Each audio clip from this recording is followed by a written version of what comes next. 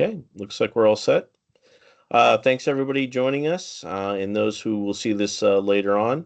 A little bit about me. I'm Dennis Biviano, 20 years in TV news. I spent time here in Youngstown, in Columbus, and Raleigh. I joined the Diocese of Youngstown in January 2024. And some of the tasks on a daily basis, I create content, videos, feature stories, social media, press releases, and I anchor the Catholic Echo podcast. So today for our chat on creating press releases, I want to share my screen here. All right. So let's get started. What is a press release? What is the official definition? So a press release is an official statement sent to the media to provide information about a particular event, an announcement, or an issue. Think of it as a bridge between your church and the public. So what's the purpose? Now, press releases are meant to inform, to engage, to persuade. They can also promote upcoming events, highlight key achievements, explain the church's position on social or theological matters, or help in crisis communication. So, what are the key features of a press release? You'll see this universally. Now, the headline, obviously, the headline usually in bold, it grabs your attention. The subheadline, you'll see these a lot on the diocesan press releases that I send out. Those are usually optional, but they add detail or clarification. I like to put like a lot of dates or locations in those. Dateline, when and where the news is happening. The body of the press release is clear and concise information, usually an inverted pyramid style. Most important information, date and time, location first. Contact information, who to reach for more information. Now, what am suggesting here is using the media advisory press release for churches seeking media coverage for events. So you want to answer the questions what, who, when, and where. So what? The name of the event, who, the name, the role of the organization, speakers, and important attendees. When, the date and the time, and where, location and addresses. Okay. So when you want an event to be covered by the media, how will that event be used in the newscast? So in TV news, there are terms. There's called VO, voiceover, VOSOT, which is a voiceover with sound, a soundbite, and a story package, referred to as different types of video segments used in stories. Here's a simple breakdown of each. So, VO, voiceover, this is when the news anchor reporter talks over video footage. The video might show something like people walking down the street or a fire truck at the scene of of an accident or incident, while the anchor explains what's happening. That's called an anchor voiceover. So that's the only audio you will hear is from the anchor and moving pictures video. So VOSOT, that's a voiceover or sound on tape. This is similar to a VO, but with a twist. In a VOSOT, the anchor talks over the video just like a VO, but at some point the video cuts to a clip of someone speaking, usually an interview or soundbite from a person involved in the story. The anchor voiceover starts it, but the sound on tape or SOT gives us the person's direct words. So likely, if you have an event you want covered, you will have a VOSOT. And if it's a bigger story, we'll have multiple voices. There's an option for a story package. So a package is a complete story that usually includes interviews, video clips, voiceovers, and sometimes sound bites. It's like a mini documentary of sorts. Usually in the TV news industry, a package runs anywhere from a minute 30 to 2 minutes plus. Usually if it's a series, it'll be longer than that. So a reporter usually narrates a story while the video shows different clips and it's edited together to tell a full, well-rounded story. It's more in-depth than a VO or VOSOT and often used for longer news segments.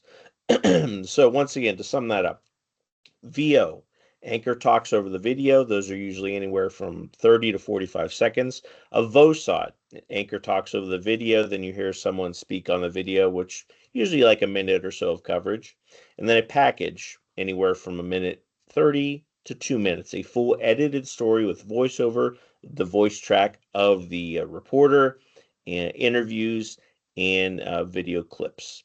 Now, keep in mind, when we talk about media advisory press releases, those are more timely and more targeted. You should aim to send those, I suggest, anywhere from 3 to 4 days ahead of time to media organizations for coverage consideration, even up to a week in advance if it's a bigger event like a 100-year anniversary or say like an Easter events going on in your specific church or parish. Now, adding links and pictures are great options as well to entice the reporters, or in this case, the person that is on the desk that is deciding, which events the reporters will cover. So most producers and news teams will gather in the morning, and the planning producer will select events they hope to cover during the week or weekend. Keep in mind, especially in the Youngstown area, um, news and print media outlets are short-staffed, especially on weekends. So if there is breaking news, that becomes their top priority. So here at the bottom of this page, so two TV stations in town in Youngstown, WKBN. Their range is all the way up to Ashtabula, western um, Pennsylvania, in addition to the Tri-County area here. So WKBN, WFMJ, and then as far as newspaper coverage here in the area, the Tribune, which also owns the Vindicator, and Mahoning Matters, which is just website based as well. And, there's also the Youngstown Business Journal if you're looking for coverage in that as well. Obviously, the Canton Repository, cleveland.com as well for newspapers. So there are some of the links, and I'll also send you some of those links, those out at the end of this seminar. So this is what I'm suggesting on the media advisory, and I have this template also. So this is what you traditionally see. Parish logo or business logo up in the left corner like that. So in bold, media advisory contact, and then underneath there you put the month, the day, and the year. To the right, you'll usually see for more information, making it clear who your main contact is for that particular story. Somebody's full name, maybe the office number, a cell phone number, and email. Vital information goes at the top here. The headline. I like using all in caps just to gauge more interest with the reporter or, like I mentioned, the producer. The subtitle used also for additional context. I think that's very important, and you'll see that coming up next. I'm going to show you an example of some of our diocesan press releases as well. But start off with the city and the state in the body of the press release. To catch the reporter's attention in the first paragraph and provide enough context for the reporter to understand the importance of the issue. Include critical details such as what will be covered at the event, who the notable speakers are, and why the event is significant. So again, that what, who, when, where. What, the name of the event. Who, the name, the role, and organization of speakers or important attendees. When, date and time. Where, locations and addresses. And finally, leave contact email and phone number in case the reporter needs additional information. So you'll see that in traditional press releases. At the top, it's noted for full information. You have that set of contacts, and at the very end, you usually have that repeated at the very end of the document. If you guys have any questions, please feel free to reach out. But I'm going to move on to what you traditionally see in our press releases, which are a little bit different. These are meant to be distributed throughout the 6-county diocese. You'll see our graphic there at the top, our logo. You'll see news release. I personally don't use the for immediate release. I use the news release, usually in bold, the date, and then we have the contact information there. making it clear. We have the headline usually in bold, and then the subheadline underneath, and then the body of the paragraph of the press release. You want to talk about, in this case, we're talking about in the Jubilee year 2025, we're saying who's going to be the celebrant, Bishop Bonner, the Bishop of Youngstown. Keep it in mind, this is going to go out to places outside, the regular coverage area of Youngstown. It's going to go, to Canton area. Somebody maybe in Cleveland might see this. So you have to keep that in mind, explaining who the person is, what their position is. And for example, we're talking about St. Columba Cathedral, that address right there.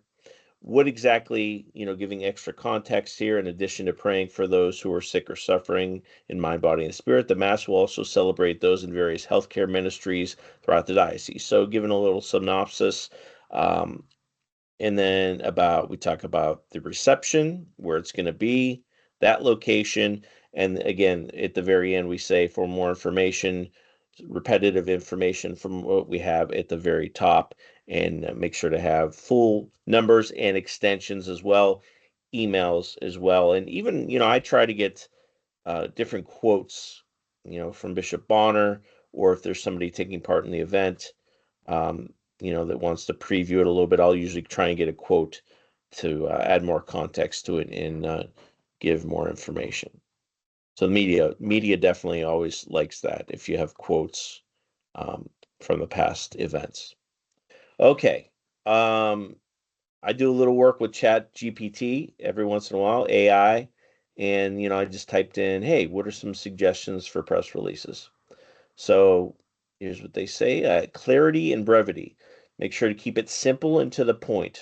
Avoid jargon and overly complex theological language. Yes, keep it simple. Keep it broadcast words, nothing too complex. Most readers want the basics: what's happening, when, where, and why. Make sure to keep the tone respectful. Maintain a tone that reflects the church's mission and values. Be respectful and professional. Remember, press releases represent the church's image. Proofread and edit, very important. Grammar and spelling do matter. A release with errors can hurt your church's credibility. Always proofread carefully, and if possible, have a colleague review it too. I have a Associated Press style book that we follow, so constantly looking and constantly knocking on Megan's door next door to say, did I spell this correctly, or is this should this be capitalized in that case? So definitely the press release style book will help you out in those cases. So use quotes, as I had mentioned before. Incorporate quotes from parish leaders, volunteers, or participants. It adds a personal touch and can make the release more compelling. And timelessness. Send the press release out early. Make sure enough time is given for the media to cover it. A week in advance for events. Make sure to get it out to the right hands: local media, community centers, and online platforms. So timeliness. Finally, to recap, press releases are a powerful tool for sharing the church's news and values with the community.